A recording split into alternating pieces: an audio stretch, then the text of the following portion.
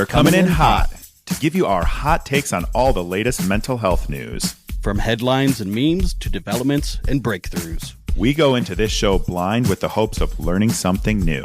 Before sharing some bunny hugs. And leaving with our eyes wide open.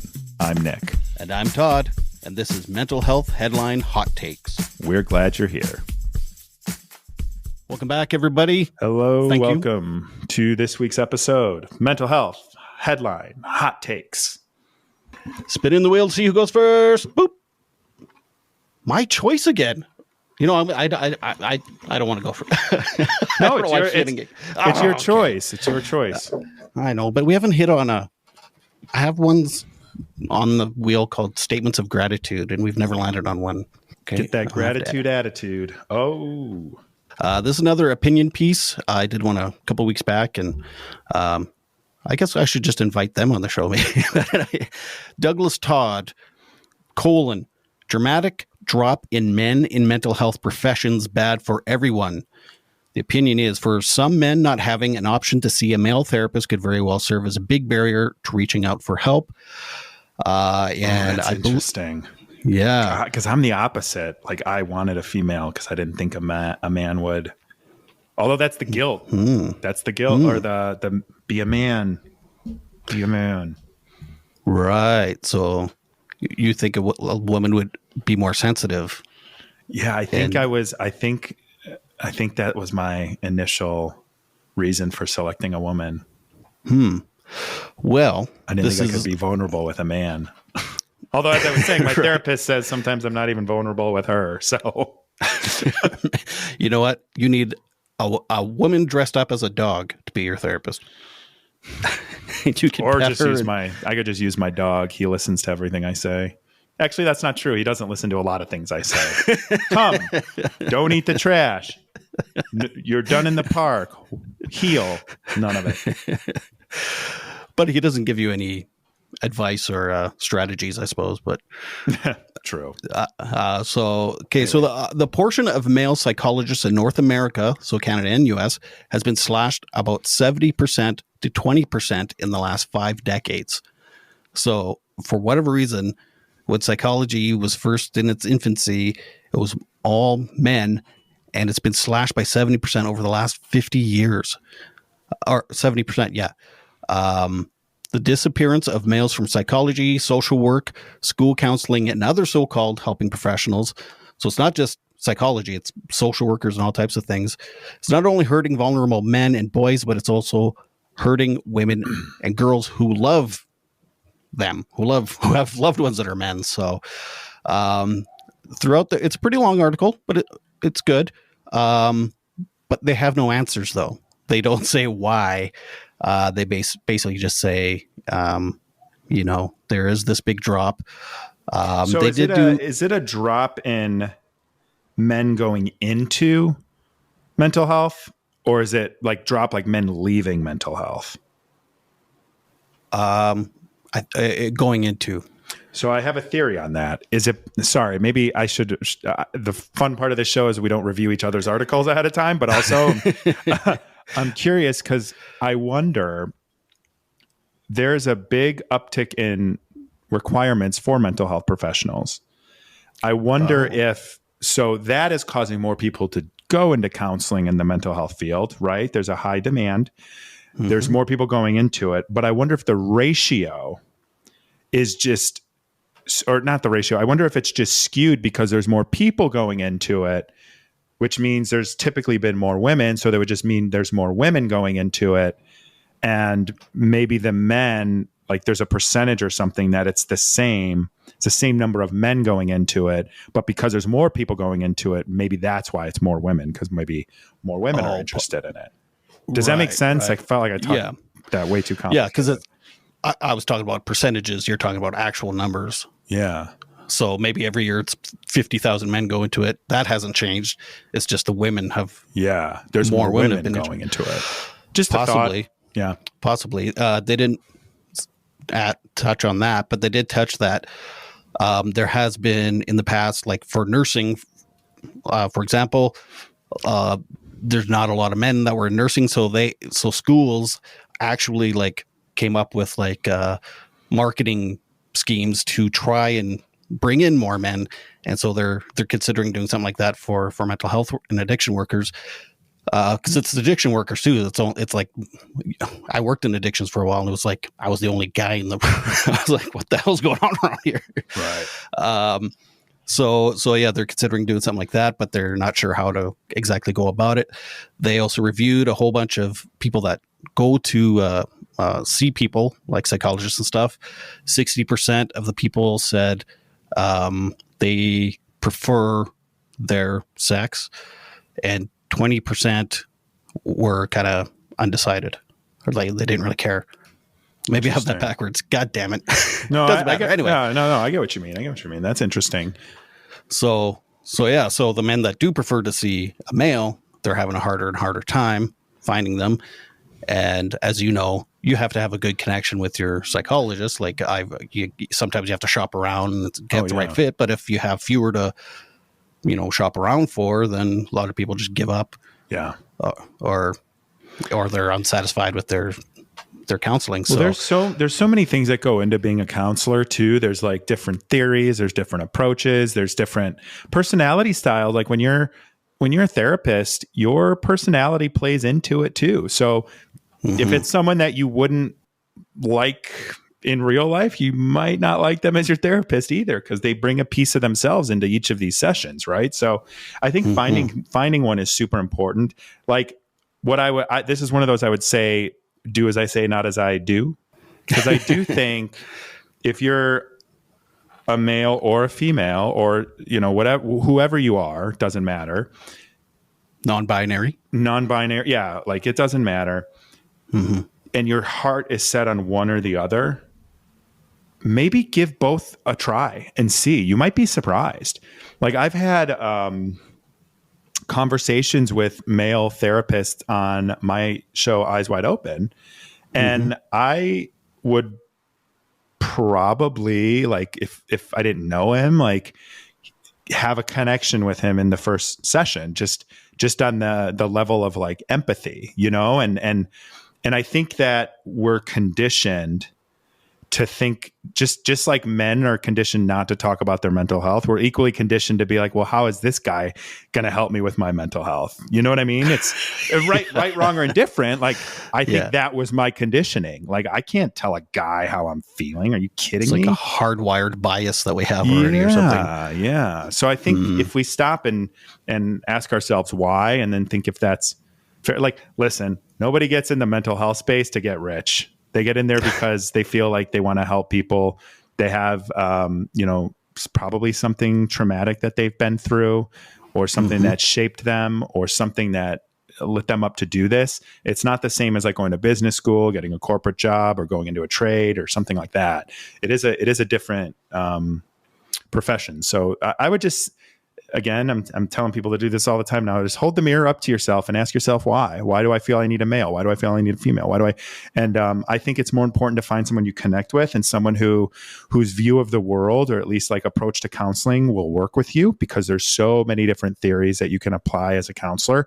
And then I think at the same time, you've got to find someone that specializes or has experience or connects with you in some way, shape, or form of your experience.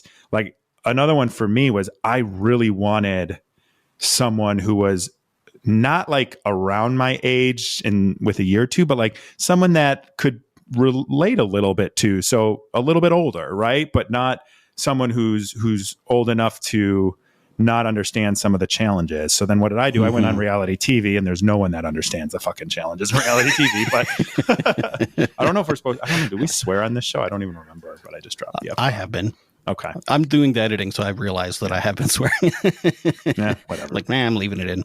But yeah, I think that's interesting. And there's like a deep dive, like a double click to go down and better understand why this is happening and what the actual numbers are. Yeah. And you make a good point. Like, maybe there isn't fewer men, it's just percentages. Maybe there's just more women going into it. Yeah, I'm curious about that.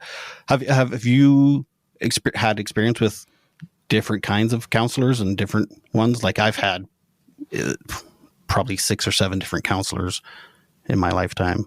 Yeah, I'm on my second one, but I had some couples before, couples counselors, and they were all different. All three of them totally different. Yeah. And it's funny. I've had a lot of male, and I've had only a couple female actually, and the one was online, like, so it was over a camera. But both the female were actually older women, and I don't know. I don't know. I've connected with both men and women. I guess I never went in there with a bias. I went in there so desperate for needing someone to just understand and help me. Yeah. I ran into one of my counselors, my addiction counselor, who, so yesterday was 7 years ago to the day I left, addiction treatment. Congratulations. And yeah, thanks. So it was 7 years ago I left, and I went downtown to get some stuff here in town, and I ran into my counselor. That was my counselor, and it was awesome. And she, like, again, it's like you said, it could be a person that you would never think to normally socialize with in society, but she's like 65 years old. She's about 4 foot nothing. She's like 90% blind. She's really heavy. And I just love her. I love her to bits. She's like one of my favorite people on earth. And her style is old school style, where she would like get in your face and like, you little fucker, listen here. Sometimes I needed that. Other times I did need a male to just be really sensitive with me. Yeah. So yeah, just like you said, just try different people. Even you can see 2 therapists at once. Why not? I don't know. I mean, there's whole like, no, so it's like like an interdisciplinary team, right? You may have one that's working on one thing, and you may have, like, for someone in your predicament, you would have an addictions counselor back then. You might have had like a mental health counselor. You might have had a psychologist, right? For maybe some, diagnosis, and you might have a psychiatrist for med prescribing, or you might have, trauma, a couples counselor, a PTSD specialist who works with veterans in some cases. Like, so yeah, I think it's possible and totally applicable. I think they need to know and work together for sure. I wouldn't be like therapist shopping like you, like, oh, I'm going to see this one on Tuesday, this one on Wednesday. I'm not going to tell them about each other. And then it's like therapist speed dating. Yeah. Well, I remember mine, like, because after the show, I would, do a whole bunch of shows and talk to other therapists and stuff like that, and have them on my show as well. My therapist was one time, she was like, I'm not going to say who it was. She was like, well, I wish Dr. Blank would just stay out of my client's business. Well, that's the predicament that can happen, is you get contradicting advice or strategies or something. Then Well, there's with the like ACA code of ethics for the American Counselor Association, their code of ethics here. If you work in like with multiple counselors, like the ethical thing to do is you always have to put the client first, and like kind of set your ego and your expertise aside and genuinely assess what the client needs first. So, right. Easier to say than to do necessarily when emotions are high and you're trying to help someone from different angles, but anyway. Yeah, right. Yeah. So this is exciting. So last week I had Katrina Breeze on my podcast, which I love Katrina. Yeah, you sent her my way. And so that episode is the one that dropped last week. Katrina Breeze is an activist who had a very traumatic experience with her mother, who died by suicide after purchasing a firearm and basically shooting herself in a episode all over the course of not a lot of time at all, right? And so in a public setting too. Setting. So she was able in her crisis mode to go buy a firearm and conduct this act on herself. And as tragic as that is, and I encourage you to go listen. I think you had her on your show. You could go listen to Bunny Hugs and Mental Health or Eyes Wide Open, last week's episode, to hear more of the story. But she turned this into a movement that is called Donna's Law, which is a voluntary no-sell firearm list to help prevent suicides. So basically, if you're suffering with your mental health, with Donna's Law, you can put yourself on a voluntary list where you cannot buy a firearm to help prevent these reactive situations that can happen so fast. And most suicides, I don't remember the exact number. I should have looked that up, but I apologize. The majority of suicides are actually conducted with guns. And so actually, here's most gun deaths in the U.S. are actually suicide. Right. So Georgia, this is my headline. This is in the Hoodline. It's by Mark Washington, published yesterday. Published a couple days ago. Georgia senators proposed Donna's Law, voluntary no-sell firearms list to prevent suicide. And this is in Georgia, so they are now going to debate this bill and whether or not it should be put into law. And this is because over half of suicides in Georgia involve a firearm, and that has a distressingly high fatality rate. Approximately 85% of gun suicide attempts are fatal. So the rate of suicides nationally and in Georgia is on the rise, and with firearms being the method used in over half of these tragic deaths, we don't get many second chances. So I just wanted to highlight, first of all, I wanted to highlight Donna's Law and Katrina's work, but I want to highlight the fact that she is, essentially putting the backpack on and going state by state to get Donna's laws passed, which I also want to stress the importance of Donna's Law and going state by state is this is a voluntary list. So this is not touching the Second Amendment, although the NRA is a thorn in her side. This is not touching the Second Amendment. It's completely voluntary to try and give people who suffer from, mental illness, take away their ability to buy a gun, and by their own determination, by voluntarily putting themselves on this list. So seeing a state like Georgia, and it's reversible. Like if you're better and things are fine, you can go off the list. It's not indefinite.